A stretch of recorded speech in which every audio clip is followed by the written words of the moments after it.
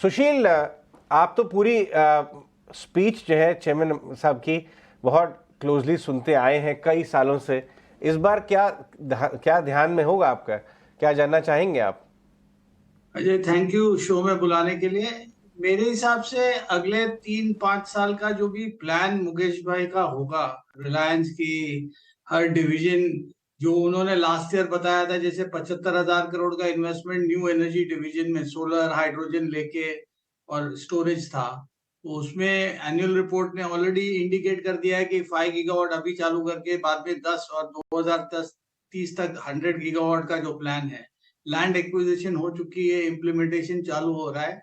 And oil to chemical के entire petrochemical division को carbon neutral free करने के लिए उनका प्लान ऑलरेडी इंटीग्रेशन से शुरू है। और अनलाइक मेजॉरिटी कंपनीज, इनका पॉलीसिलिकॉन से लेके मॉड्यूल तक का मॉडल है। उस तरह हाइड्रोजन में इन्होंने ट्रक का एक शुरुआत तो कर दी है अशोक लेलैंड के साथ, लेकिन इसमें क्या आगे एक्सपेंशन होगा? इनको $1 में हाइड्रोजन बेचना था, तो इसका प्लान है। अभी कोई और कैपेक्स ऑयल टू केमिकल में है रिफाइनरी को लग के, या क्वालिटी या नए प्रोडक्ट्स ऐड करने के लिए? अभी biodegradable plastics, plastic waste conversion, इसके लेके ये पूरा सेगमेंट पे पहला अनाउंसमेंट देखा जाएगा। बिकॉज इस डिवीजन का cash flow is the highest cash flow company की बैलेंस शीट में देखने जाओ तो। बाद में आओ टेलीकॉम जियो पे, तो टेलीकॉम का 5G के रोल आउट का अपडेट और प्लस इसके साथ क्या इंटीग्रेट करना चाहते हैं फर्दर, उसका अनाउंसमेंट की अपेक्षा रखनी चाहिए। तीसरी बात आई रिटेल। रिटेल का एक्सपेंशन जो रफ्तार से चल रहा है, इसमें और बढ़त आ सकती है, कितने नए टाई अप हो सकता है। और अभी जियो फाइनेंशियल के इशू के बाद एक बात तो सही है कि नक्की है कि रिलायंस रिटेल का जो भी सेल्स होता है इलेक्ट्रॉनिक गुड्स, अभी टेलीफोन एप्पल का नया लॉन्च, या टेलीविजन होवे, या कंज्यूमर सर्विस होवे, कंज्यूमर ड्यूरेबल पर्सनल गुड्स होवे, टेक्सटाइल होवे, या उनके कस्टमर बेस है, इसमें अभी उनके पास 250 मिलियन कस्टमर बेस रजिस्टर्ड है। तो इसका इंटीग्रेशन ये लोग मार्केटिंग के लिए कैसे, जैसे बैंक दूसरों से बजाज फाइनेंस या दूसरी कंपनीज के साथ टाई अप होता है, आईडीएफसी सब, उस तरह जियो फाइनेंशियल कितने कौन से सेगमेंट में किससे टाई अप करेगी उसके बारे में, या इंश्योरेंस वर्टिकल लॉन्च करते हैं जैसे ब्लैक रॉक की तरह जियो का ऑलरेडी अनाउंस करते हैं, उस पर क्या अनाउंसमेंट आती है वो देखना चाहिए।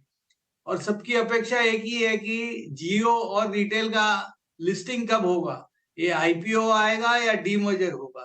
तो ये सब की अपेक्षा देखते हुए आई थिंक डायरेक्शन की बात है, अनाउंसमेंट एक्सपेंशन की सब जरा ज्यादा आएगी, और जो इन्होंने लास्ट ईयर एजीएम में बताया था उसका अपडेट मिलना चाहिए। बट आज के आज आपको डीमर्जर की कोई अनाउंस आ जाए उसकी अपेक्षा रख के आप ट्रेड नहीं करना चाहिए।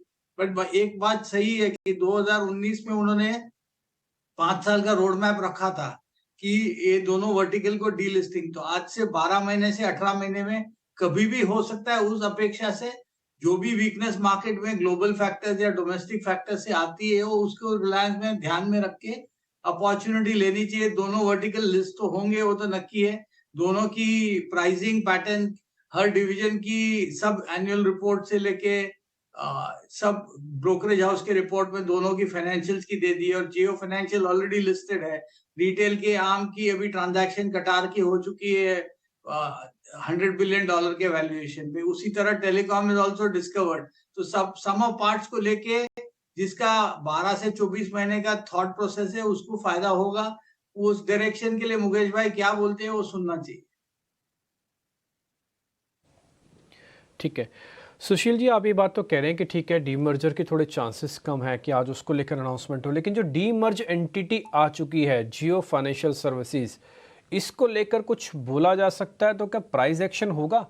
अच्छा, ये प्राइस एक्शन की मैं बात इसलिए कर रहा हूँ क्योंकि 202 के रेट पे ना मोतीलाल ओसवाल ने भी अच्छी क्वांटिटी भरी है। इसका मतलब ये है कि यहाँ से टर्न अराउंड हो रहा है, ऐसे आपको भी सिग्नल लग रहे हैं? तो जिनके पास नहीं आया या जो नहीं ले पाए, अब समय है उनको आने का। देखो, रिलायंस ने जियो को कैपिटलाइज ठीक कर दिया है। उन्होंने इक्विटी 6.1% प्रोवाइड कर दी। एग्जिस्टिंग नेटवर्क 24,000 करोड़ की थी, और बिजनेस अनेबल के लिए 5-6 साल से कई सारे प्रोग्राम्स किए हैं।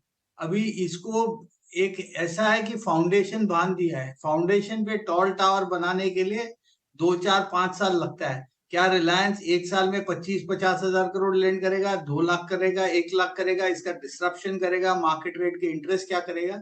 एयूएम जब तक नहीं बनता है तो निम नहीं पता, आपको रिटर्न ऑन इक्विटी और रिटर्न ऑन कैपिटल नहीं पता। ये सब डायरेक्शन मिलेंगे, डायरेक्शन वो क्या देना चाहते हैं आज और क्या आपको 1 साल के या 2 साल के 2 क्वार्टर के रिजल्ट के बाद मालूम पड़ेगा, वो that has to be watched out. आज के दिन प्राइस जरूर डिस्कवर्ड है और नीचे लोअर सर्किट में पहले 33 करोड़ शेयर का वॉल्यूम हो चुका है, नामांकित आदमी लोग ने ले लिया। लेकिन किसका विजन 3 साल के लिए, किसका 5 दिन के लिए और किसका 3 दिन के लिए? तो मैं 3 दिन का विजन लेके कोई डायरेक्शन नहीं दूंगा, लेकिन किसी बात 3 से 5 साल का डायरेक्शन है तो पेशेंस होगी तो पैसा बनेगा। लेकिन आज के आज ले लेने से कल का कल पैसा बनेगा, उतना मैं डायरेक्शन नहीं दे पाता। मैं धंधे के बारे में उन्होंने क्या डायरेक्शन दे रहे हैं, कितने वर्टिकल में रोल आउट करें, जैसे इंश्योरेंस की अपेक्षा है और कौन से बिजनेस में है, क्या टाई अप आते हैं। मेरे को लगता है कि जियो फाइनेंशियल अगले 1-1.5 साल में कई सारे एक्विजिशन भी करेंगे, कि उनको नए नए बिजनेस के लिए सीडिंग कर रहे हैं सब नए वेंचर्स को। तो जितने टेक्नोलॉजी एनेबलर्स और यूनिकॉर्न्स छोटे कंपनीज मिलेंगे, उसके हिसाब से वो देखते जाएंगे। सबको कैपिटल की भूख है और आज के दिन इतनी इक्विटी कैपिटल जल्दी नए स्टार्टअप्स को मिलना मुश्किल है। रिलायंस जियो फाइनेंशियल के आर्म से काफी मदद कर सकती है। तो मेरे हिसाब से डायरेक्शन ठीक है, लेकिन आप 1 दिन या 1 हफ्ता का पूछो तो मेरे पास कोई डायरेक्शन नहीं है। सुशील जी, आपने ये तीनों ब्रॉड पॉइंट्स तो हाईलाइट किए कि रिलायंस रिटेल पर भी बाजार वॉचफुल होगा, लेकिन जिस तरह की बड़ी इन्वेस्टमेंट्स आ रही है, ग्लोबल इन्वेस्टर्स रिलायंस रिटेल में अपना हिस्सा बढ़ा रहे हैं, रिलायंस रिटेल के आईपीओ को लेकर भी बाजार बहुत वॉचफुल है। वहाँ से क्या किसी तरह की डेवलपमेंट आ सकती है?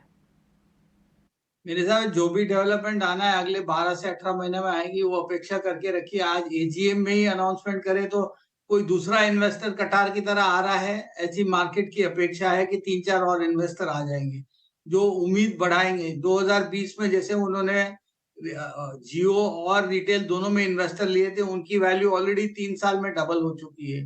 तो अभी अगले 12-18 महीने में एक्सपेंशन के लिए आज के दिन उनका रिटेल के आर्म में करीबन 50,000 करोड़ का बोरोइंग है। उसको कितना डीलिवरेज करना चाहते हैं या कितना एक्सपैंड करना चाहते हैं, क्या फुटप्रिंट में डायरेक्शन चेंज होता है, वो होलसेल रिटेल और पूरे उनके जो वैल्यू चेन को रिटेल लास्ट माइल तक के जो सप्लाई चेन है, किराना स्टोर इंटीग्रेट कितने टाउन्स बढ़ाना चाहता है। तो मेरे हिसाब से रिलायंस इंफ्रास्ट्रक्चर खड़ा कर रहा है कि ये जो नए स्टोर है इसका एक्सपेंशन और 10-20% बढ़े।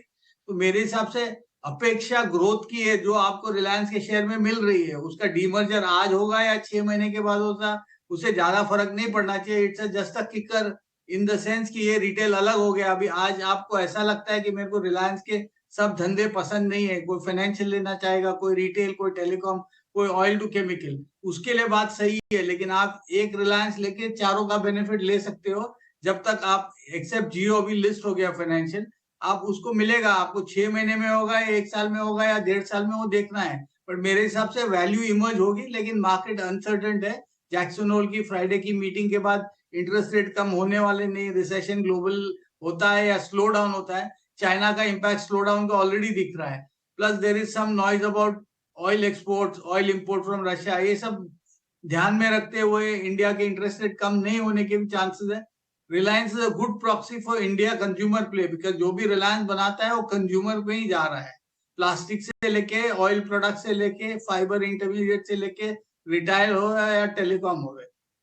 तो it's India story, but story को 12 से 24 महीने का ध्यान रख के जो भी निवेश करना चाहे वो सोच के करना चाहिए। राइट, ठीक है, बिल्कुल। सुशील जी, बहुत बहुत शुक्रिया आज समय देने के लिए और ये सारी इंपॉर्टेंट बातें हमारे साथ हाईलाइट करने के लिए। बहुत बहुत शुक्रिया आपका।